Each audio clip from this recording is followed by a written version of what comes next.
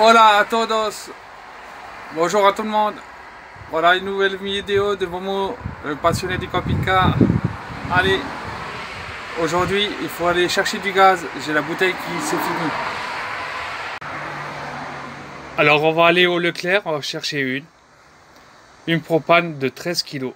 Moi j'arrive pas à en mettre deux, hein, des propanes 13 kg. Il n'y a pas assez de place au coffre là-haut, vous voyez. J'ai bien la place pour en mettre deux, j'ai les sangles, mais au niveau de la porte, ça passe pas les deux bouteilles de 13 kg. Alors qu'est-ce que je fais? Je mets une bouteille de 13 kg et une Tungui, une petite, je vous montrerai ça quand je les monte. Thibaut, Joyeux anniversaire, 52 ans, oh là là. On s'approche de la retraite. Anniversaire Léa. C'est pas Léa. joyeux anniversaire, Jesus. Oh la vache. Allez, on souffle. Oh la vache, il n'arrive même pas à souffler une bougie. Oh là là, encore, on s'approche de la retraite, hein, 52. Oh mais t'as le temps. Encore 10 ans. On l'a mis là.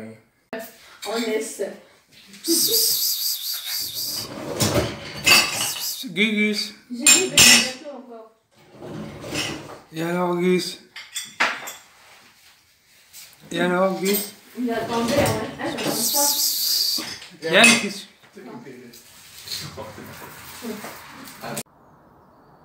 Voilà, j'ai déjà été acheter une bouteille au Leclerc ce matin de propane de 13 litres. De 13 kilos, quoi. Pris ma gaz. Maintenant, il n'y a plus qu'à l'installer. On va le faire. Et c'est la deuxième. En secours, ça s'appelle une Tungui. C'est une 6 kg propane aussi. Parce que j'arrive pas à passer deux de 13 kg à cause de l'emplacement là. Chez CLC, ils veulent me couper là en bas. Mais bon, j'ai pas voulu. Je dis on va laisser comme ça pour l'instant. Allez, en mode c'est là maintenant. Les deux sont mises. Une qui est en route, qu'on ouvre et qui fonctionne, et l'autre elle est en sécurité parce que j'arrive pas à en mettre deux de 13 kg. Alors j'en mets une de 13 kg et une de 6. Et voilà. Le chariot que j'ai acheté chez Darty, il est pratique là pour transporter des choses. Surtout les bouteilles de gaz. C'est lourd quand même. On n'a plus qu'à le ranger maintenant. Je voulais parler aussi un peu des routes d'Espagne parce que je connais bien. Je suis un franco-espagnol et ça fait depuis ma naissance, et j'ai l'année 52, que je vais en Espagne avec mes parents et moi. Et je voulais vous dire, les nationales en Espagne, elles ressemblent aux autoroutes ici en France. Ça veut dire que vous êtes comme une nationale, déjà vous passez pas dans les villages ni dans les villes, c'est rare. Il n'y a pratiquement pas de rond-point non plus. Vous avez une voie d'arrêt d'urgence sur la nationale. Ça fait que vous traversez l'Espagne en rien de temps. C'est pas comme en France. En France, moi je suis du Grand Est, je descends dans le Midi. Il me faut beaucoup de temps parce qu'il y a beaucoup de ronds-points, beaucoup de dodanes dans les villes.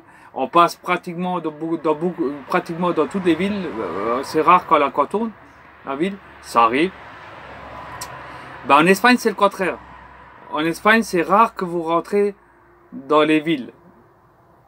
Vous les laissez de côté. Les nationales passent à côté, vous les laissez. Et avant, dans le temps, c'était, maintenant je crois aussi, c'était à 100 en plus. Moi, j'aime bien aller en Espagne grâce à ça. Et il y a les routes, elles sont excellentes, les infrastructures routières. Après, vous avez aussi les prix du gasoil. Par exemple, moi je l'ai mis à 1,42 cet été, et là où il était à 1,25, ça fait 16-17 centimes moins cher. Et encore, il y a des pompes qui sont low cost que vous pouvez trouver plus moins cher. Mais bon, là, moi je les ai pas trouvés. Moi je les ai payés à 25 au début juillet. le gasoil. La nourriture, pareil, c'est légèrement moins cher qu'ici. Mais bon, légèrement, ouais, je sais pas moi, on va dire 10, 20, allez, maximum 20% moins cher. Mais il y a des trucs qui sont avantageux aussi pour faire les courses. Après, en hiver, ben, si vous allez dans le sud de l'Espagne, vous avez toujours allez, on va dire 15 degrés pratiquement, 15, 17, 18, même en mois de janvier. Quand ici, il fait, dans le Grand Est, il faisait moins 9. Eux, ils avaient, allez, dans la journée, 15 degrés, même des fois 20.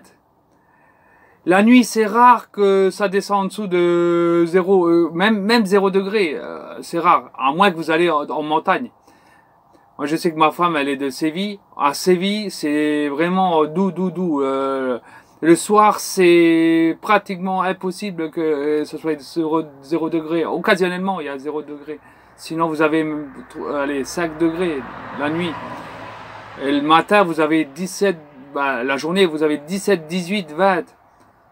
Alors, c'est la personne qui est en retraite, elle peut descendre en hiver avec le camping-car et vous allumez pas le chauffage pratiquement, en appoint quoi, un peu. Bon, moi c'est pas mon cas, mais bon, dès que je suis en retraite, moi je pars dans le sud de l'Espagne, surtout que moi je sais parler l'espagnol, je le comprends, je sais le parler, j'ai écrit aussi, bon, avec des fautes. Parce que je suis originaire d'origine d'espagnol, des parents espagnols qui sont immigrés en France. Alors moi je connais bien l'Espagne de gauche à droite, de haut en bas. Moi je suis du centre, ma femme elle est du sud, de Séville, moi de Madrid.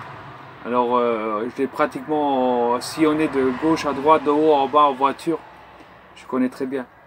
Moi, c'est les routes qui me font rêver. C'est vraiment très bien. Parce que dès qu'on passe la frontière ici, en France, alors là, on le ressent hein, sur les routes. C'est vraiment... C'est dommage que c'est pas... Les nationales, ils les font pas comme en Espagne. C'est très bien. Et en Italie, c'est encore pire les nationales. Moi, j'ai déjà été à Venise.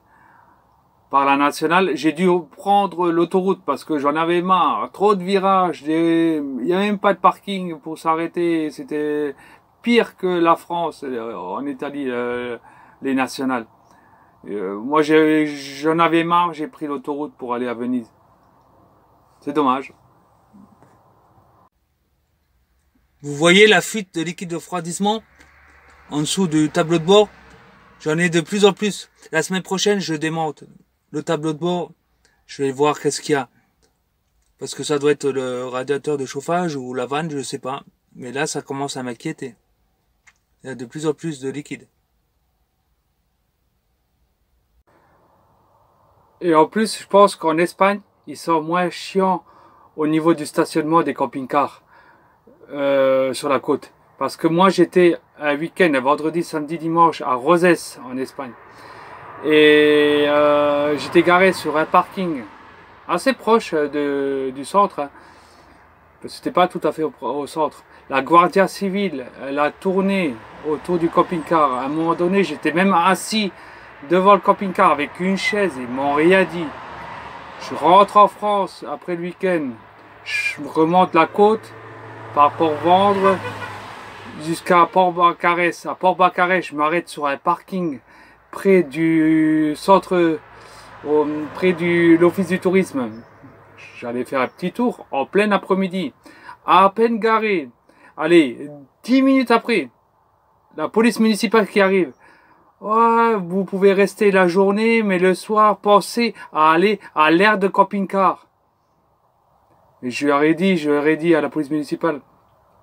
Non, j'avais oublié de leur dire à la police municipale. Et après, quand ils sont partis, j'ai pensé, j'ai dit, mais l'arrêté qu'ils ont mis le Barcarès pour le stationnement nocturne des camping-cars, mais il a été annulé au début d'année.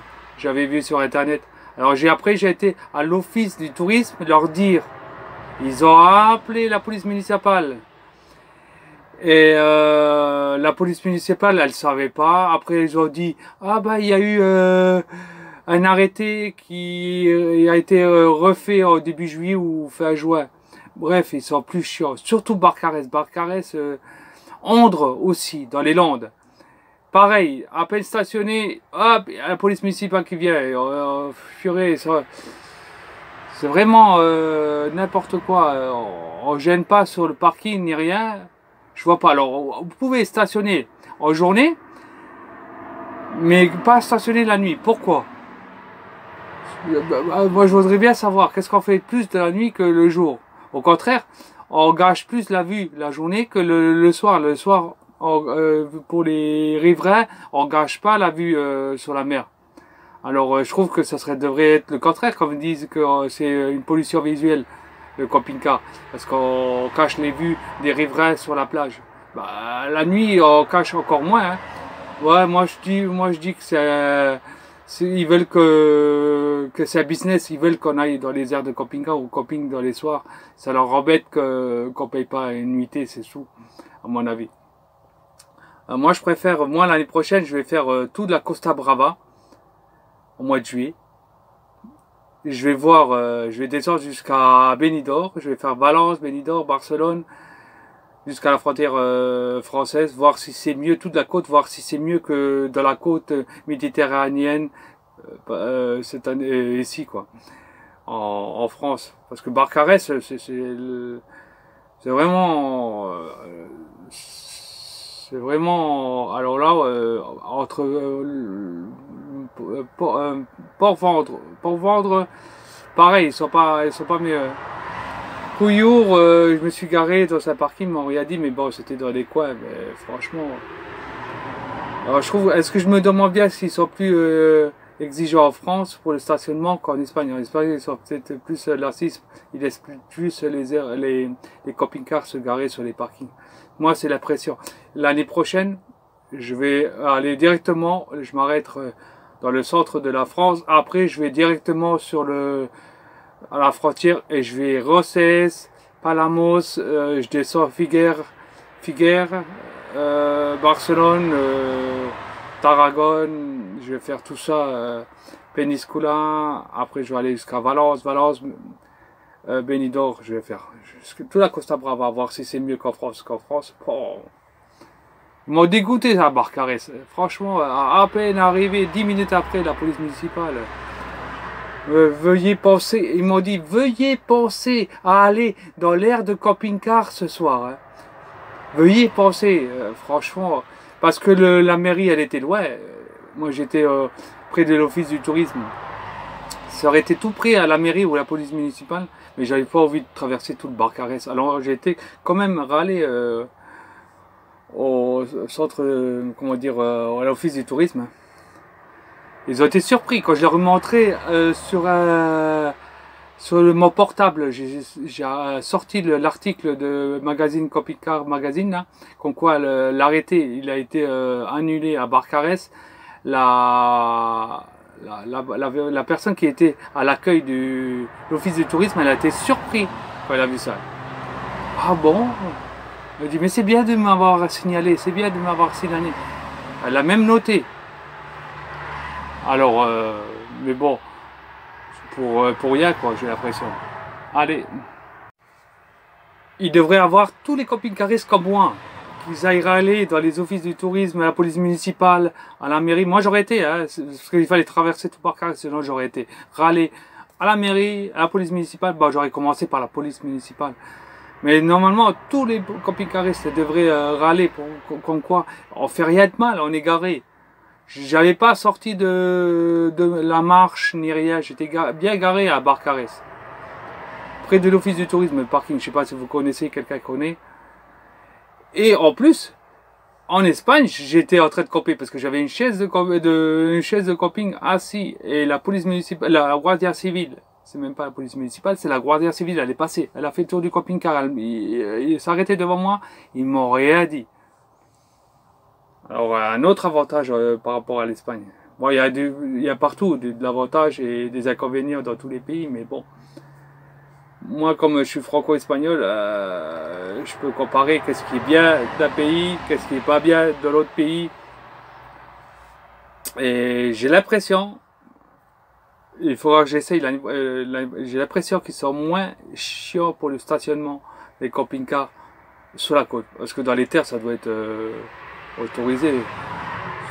Sur les terres, sur la côte, sont moins chiants. L'année prochaine, j'ai décidé, j'ai dit, je vais aller faire toute la côte espagnole, toute la Costa Brava espagnole. Voir si c'est mieux. Parce que sinon, franchement, ça m'a dégoûté.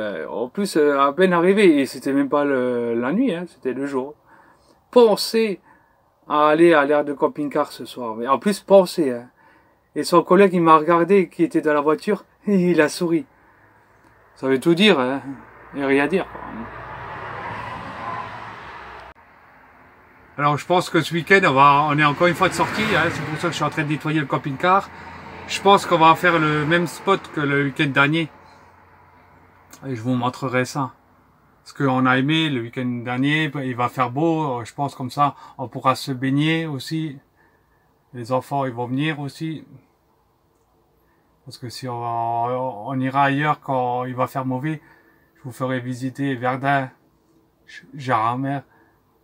Mais là, on va refaire le même spot que la semaine dernière. Comme ça, on pourra se baigner dans le lac. Là, comme vous voyez, ben, j'ai la serpillière dans la main. On va passer la serpillière dans le camping-car. Et on nettoie. On fait la conchita. Ben, il faut bien, hein, parce que après, c'est pas quand on est arrivé qu'on a envie de faire la conchita. Hein.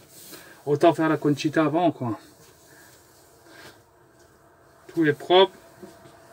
Et après, hop, il n'y aura plus qu'à donner un petit coup de balai pendant le week-end. C'est ce que je fais toujours. Avant de partir à la maison, on n'a plus envie, on nettoie plus. Parce qu'après, on n'a plus envie quand on arrive.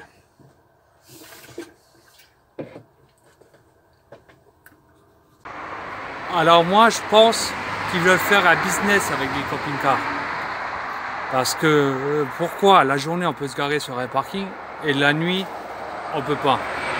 Parce qu'ils veulent qu'on aille payer une nuitée dans un camping ou dans un aire de camping-car. À mon avis, ils veulent faire un business avec les camping-cars. Je sais pas qu'est-ce que vous en pensez, vous. Mais moi, j'ai l'impression. Parce que c'est pas une pollution visuelle, comme ils disent. Non, les camping-caristes, la majorité, sont respectueux de l'environnement. Moi, à mon avis, c'est un business qu'ils veulent faire. Allez, si vous avez aimé ma vidéo, likez-la. Et à la prochaine, à demain. Et abonnez-vous. Merci. À la prochaine.